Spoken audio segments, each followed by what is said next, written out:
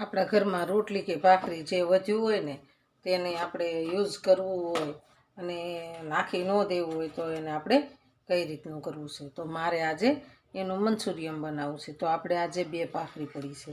તો 2 ભાખરી પડી છે તો આપણે એને મિક્સર જારમાં કાઢી લેવાની છે. પહેલાં તો નાના નાના ટુકડા કરી લેવાના છે.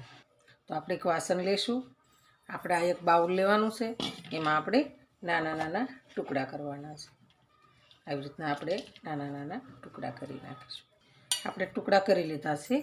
હવે એને આપણે મિક્સર જારમાં એડ કરવાના છે. આપણા મિક્સર જાર છે એની અંદર નાખી દઈશું. આપણે મિક્સર જારમાં પીસી લઈશું. આપણે એકદમ સરસ પાવડર થઈ ગયો છે, ચૂરણ થઈ ગયું છે સરસ. તો આપણે એને એક વાસણમાં કાઢી લઈશું. આપણે આ વાસણમાં કાઢી લઈશું. આપણે 2 ચમચી મેદાનો લોટ નાખીશું. 2 ચમચી આપણે મેદાનો લોટ નાખીશું. આપણે 1 ચમચી કોર્નફ્લોર નાખીશું. આપણે એને સારી રીતે મિક્સ કરી દેવાનું છે. આપણે આને 5 મિનિટ માટે ઢાંકી દઈશું. આપણે હવે કોબી લેવાની છે. કોબીને ટુકડા કરી નાખ્યા છે. કોબીને આપણે છીણી લીધી છે. તો એ મસ્ત થઈ ગઈ છે. બહુ જાડું નહીં, ઝીણું નહીં, એવું સરસ થઈ ગયું છે. એની અંદર આપણે આ લીલા મરચાં એડ કરી દઈશું. પછી આપણે લીલી ડુંગળી એડ કરીશું. ઘરમાં કોઈ પણ શાકભાજી પડ્યા હોય ને નાખી દેવાના. અને આદુનો ટુકડો આપણે અંદર એડ કરવાનો. ફોલીને તૈયાર રાખ્યો છે. લીલા મરચાં, લીલું લસણ અને આદુનો ટુકડો એમાં નાખીશું. થોડીક આપણે ડુંગળી કટિંગ કરીને એટલે સ્વાદ સારો આવે. આપણે બધું સરસ ક્રશ થઈ ગયું છે. તો હવે આની અંદર આપણે એડ કરી દઈશું. ગાજર હોય તો નાખી શકો છો. મારા ગાજર અત્યારે હાજર નથી. એની અંદર આપણે બધા સોસ એડ કરવાના છે.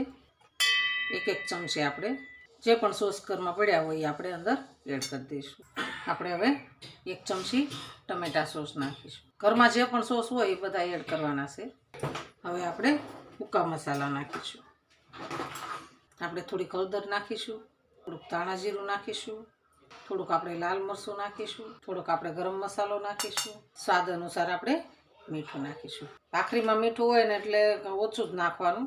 હવે આપણે આનો લોટ બાંધી દેવાનો છે. જરૂર પડે તો પાણી નાખવાનું છે, જરૂર તો નહીં પડે. આપણે આને બોલ બનાવવાના છે. આપણે બધા મસાલા મિક્સ કરી દેવાના છે. કોબીમાં પાણી હોય, પછી ભાખરી તે નરમ હોય અને આ બધા સોસ નાખ્યા એટલે આપણે પાણીની જરૂર નથી પડતી. મસ્ત ગોળી વળવાય એવું થઈ ગયું છે. આપણે પહેલાં લોટને બધું કમ્પ્લીટ મિક્સ કરી દેવાનું છે. સરસ તૈયાર થઈ ગયું છે. આપણે નાના નાના બોલ બનાવવાના. દબાવી અને સરસ બોલ પોચા હાથે બનાવી નાખવાના છે. આવી રીતના બોલ બનાવી નાખવાના છે. એકદમ સરસ બોલ બની ગયો. આપણે બોલ બધા સરસ તૈયાર થઈ ગયા છે. એકદમ મસ્ત થઈ ગયા છે. તો હવે આપણે આને તળી લેવાના છે. તો તળવા માટે આપણે એનું પેન લઈ લઈશું. થોડુંક આપણે લૂસી નાખીશું. આપણે આને તેલ મૂકવાનું છે. આમાં બહુ તેલ આવેલું હોય ને અને ધીમા ગેસ તેલ જ તે આપણે નાખવાના છે એટલે અંદર કાચા ન રહે. ગેસને આપણે થોડોક ધીમો કરી દેવાનો. થોડી વાર આપણે ફેરવવાના છે એટલે દાજે નહીં અને સરસ આપણા ક્રિસ્પી થઈ જાય. આપણે એને બ્રાઉન કલરના થવા દેવાના છે અને કલર ચેન્જ ન થાય ત્યાં સુધી આપણે એને તળાવવા દેવાના. આપણે હવે કાઢી લઈશું. બોલ આપણા બધા સરસ તળાઈ ગયા છે. આપણે આ ડીશમાં કાઢી લઈશું. આપણે ગેસને બંધ કરી દઈશું. આપણે હવે મંચુરિયનનો વઘાર કરવાનો છે. આપણું તેલ આવી ગયું છે. હવે આપણે ડુંગળીનો લીલા લસણનો વઘાર કરીશું. આપણે એની અંદર ડુંગળી નાખીશું.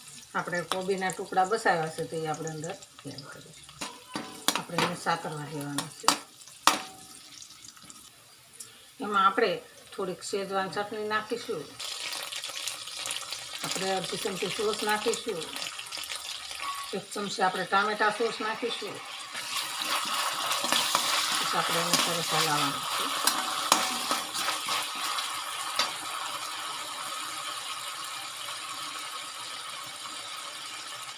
થોડુંક આપણે લાલ મરચું નાખીશું, થોડીક હળદર નાખીશું, થોડુંક ધાણા જીરું નાખીશું, થોડીક આપણે હિંગ નાખીશું. પછી આપણે સરસ હલાવી લઈશું. પાણી નાખીશું. પછી આપણે થોડાક લીલા ધાણા નાખીશું. આપણે થોડોક ગરમ મસાલો નાખીશું. આપણે બોલ બધા અંદર એડ કરી દઈશું. બધા બોલને આપણે અંદર એડ કરી દઈશું. પછી આપણે લીલા મરચાં નાખીશું. લીલા ધાણા ઉપર નાખીશું. 2 મિનિટ માટે ઢાંકી દઈશું. આપણું એકદમ ભાખરીનું નવું મંચુરિયન સરસ તૈયાર. તો હાલો ખાવા. જો અમારો વિડીયો ગમે તો લાઈક શેર અને સબસ્ક્રાઈબ કરી દેજો. રાધે રાધે.